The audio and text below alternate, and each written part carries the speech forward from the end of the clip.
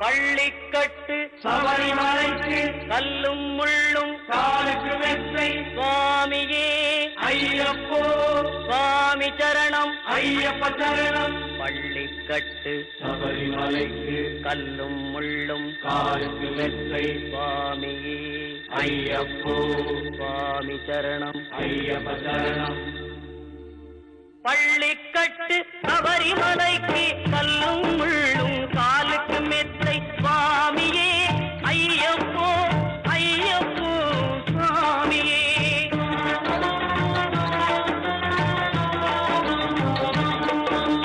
நெய்யபிஷேகம் சுவாமிக்கே கற்பூர தீபம் சுவாமிக்கே ஐயப்பன் மார்களும் கூறிக்கொண்டு ஐயனை நாடி சென்றிடுவார் சபரிமலைக்கு சென்றிடுவார் சுவாமியே ஐயப்போ ஐயப்போ சுவாமியே.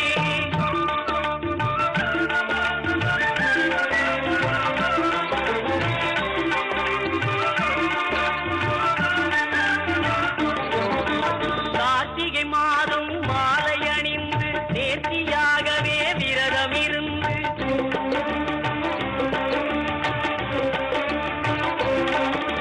பார்த்த சாரதியின் மைந்தனே உன்னை பார்க்க வேண்டிய தவம் இருந்து பார்த்த சாரதியின் மைந்தனே உன்னை பார்க்க வேண்டிய தவம் இருந்து இருமுடி எடுத்து எருமேலி வந்து ஒரு மனதாகி பேட்டை துள்ளி அருமை நண்பரா பாவரை தொழுது ஐயனின் அருள்மலை ஏறிடுவார் சுவாமியே ஐயப்போ ஐயப்போ சுவாமியே.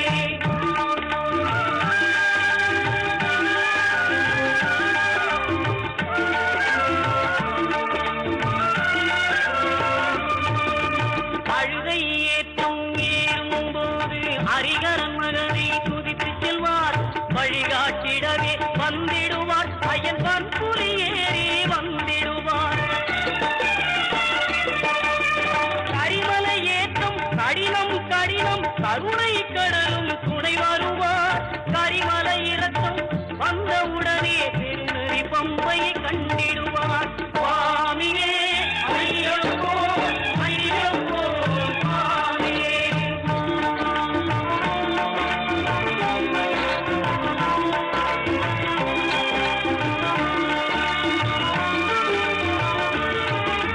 கங்கை நதி போல் புண்ணிய நதியாம் பம்பையில் நீராடி சங்கரன் மகனை கும்பிடுவார் சஞ்சலம் இன்றி ஏறிடுவார்.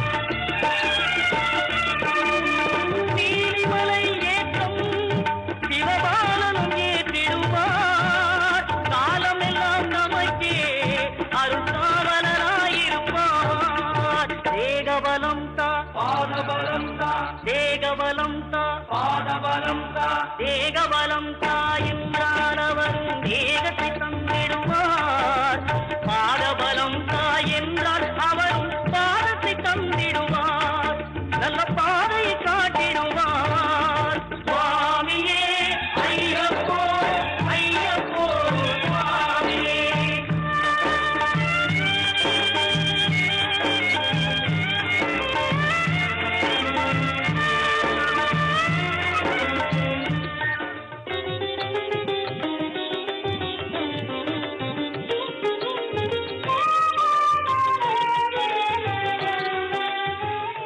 பரிகார ஸ்தலங்கள் என்னும் இந்த பகுதியிலே ஒவ்வொரு வாரமும் சனி ஞாயிறு ஆகிய 2 நாட்களும் ஏதாவது ஒரு பொதுவான தகவலை பற்றிய விஷயத்தை சொல்லி வருகிறோம். அந்த விதத்திலே இன்றைய தினம் குளிகை என்றால் என்ன என்பதை பற்றி பார்க்கவிருக்கிறோம். ராகு காலம், யமகண்டம், குளிகை நேரம் தினசரி இந்த 3 கேலண்டர்லாம் போட்டிருப்பாங்க. டெய்லி ஷீட் கேலண்டரில், மந்த்லி ஷீட் கேலண்டரில், பஞ்சாங்கத்தில், பேப்பரில் எல்லாத்துலேயும் ராகு காலம், யமகண்டம், குளிகைன்னு போடுவாங்க. ராகு காலம்னா அது ஒன்றுமே பண்ணக்கூடாது, முக்கியமான விஷயங்களுக்கு தவிர்க்கணும், யமகண்டத்துலேயும் அந்த மாதிரி முக்கியமான விஷயங்களை அவாய்ட் பண்ணோம் அப்படிங்கிறது நமக்கு தெரியும். குளிகை என்ன, குளிகையில் என்ன செய்யலாம், என்ன செய்யக்கூடாது, ஏன், அதை தான் இன்றைக்கி நம்ம தெரிஞ்சுக்க போகிறோம். குளிகை நேரம் ரொம்ப நல்ல நேரம். ஆனால் சில விஷயங்கள் தான் செய்யலாம், சில விஷயங்கள் செய்யக்கூடாது.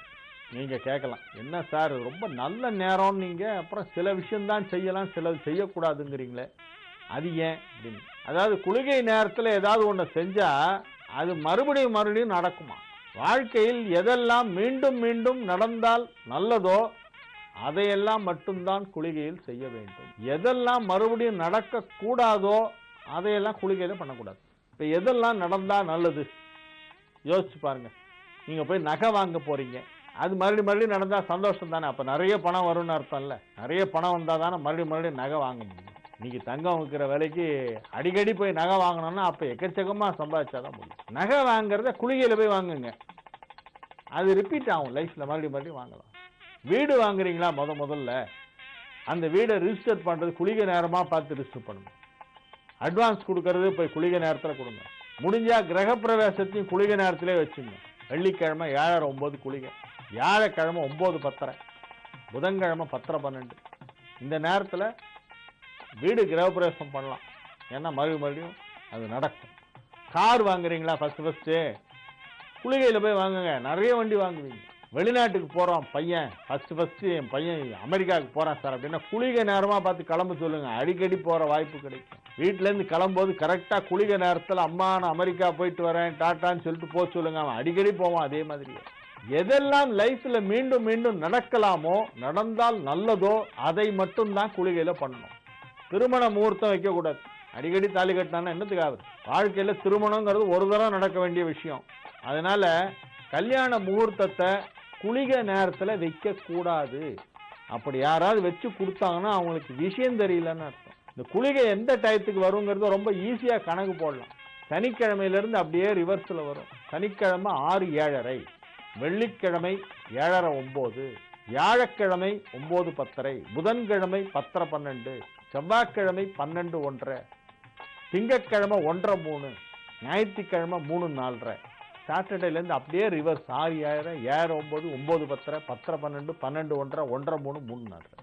இன்னைக்கு எத்தனை மணிக்கு குளிகைன்னு போய் கேலண்டர் தான் பார்க்கணும்னு அவசியம் இல்லை. கணக்கு போட்ட மைண்டிலே ஈஸியாக கண்டுபிடிச்சிடலாம். மற்ற எல்லாத்துக்கும் இந்த மாதிரி ஒரு ஃபார்முலா வராது. ராகுகாலத்துக்கு எமகனுக்கு ஏதாவது ஒரு வீட்டில் ஏதாவது ஒரு நடக்கக்கூடியது நடந்து போயிடுதுன்னு வச்சுங்க, டெத் ஆயிடுதுன்னு வச்சுங்க. டெத் ஆயிடுச்சுன்னா குளிகை நேரத்தில் எடுக்கக்கூடாதும்பாங்க. எத்தனை மணிக்கு குளிகை பார்ப்பாங்க. காரணம் என்னன்னா அந்த நேரத்தில் போய் அந்த இறந்தவருடைய பையன் முதல்ல சட்டியை தூக்கினானா அடிக்கடி எடுக்க வேண்டியது. அபரகாரியங்கள் குளிகையில் செய்யக்கூடாது. இந்த 10ஆம் நாள் 16ஆம் நாள் இதெல்லாம் பண்ணுவாங்களே, அதெல்லாம் குளிகை நேரத்தில் பண்ணக்கூடாது. துக்கம் கேட்க போறது கூட குளிகை நேரத்தில் போய் ஒரு வீட்டில் போய் துக்கம் கேட்க போகக்கூடாது. ஏன்னா அதெல்லாம் லைஃப்ல மறுபடியும் நடக்கக்கூடாது அப்படின்னு நம்ம வேண்டிக்கிறோம், நம்ம நினைக்கிறோம் யார் வீட்லையுமே. ஆக அந்த மாதிரி விஷயங்கள் தான் குளிகையில செய்ய மாட்டாங்க. வீடு வாங்கலாம், நகை வாங்கலாம், வெளிநாட்டு கிளம்பி போகலாம், கிரகப்பிரவேசம் பண்ணலாம். கடனை அடைக்கிறதுக்கு குளிகை ரொம்ப நல்லது. நிறைய கடன் இருந்துன்னா ஒரு குளிகை நேரமா பார்த்து முதல்ல ஒரு சின்ன அமௌண்ட் யாருக்காவது பாக்கி இருந்தால் அதை கொண்டு அடைச்சிட்டு வந்துருங்க. இந்தா தீர்ந்தது கணக்கு, பாடா கடனெல்லாம் அடைஞ்சிருச்சு அப்படின்னு அந்த ஆள்கிட்ட காலைல நல்ல சத்தமாக சொல்லிட்டு வந்துருங்க. அப்போ சீக்கிரமாக உங்களுக்கு கடன் அடையும். இந்த மாதிரி குளிகையில் இன்னும் சில நல்லதும் இருக்கு. அதை பற்றி அப்புறம் அடுத்த நிகழ்ச்சியில் பார்ப்போம். இன்றைய நிகழ்ச்சியை இத்துடன் நிறைவு செய்து கொண்டு உங்களிடமிருந்து தற்காலிகமாக விடைபெறுவது உங்கள் வழிகாட்டி ஜோதிடர் ஹரிகேசன் நல்லூர் வெங்கட்ராமன். வணக்கம்.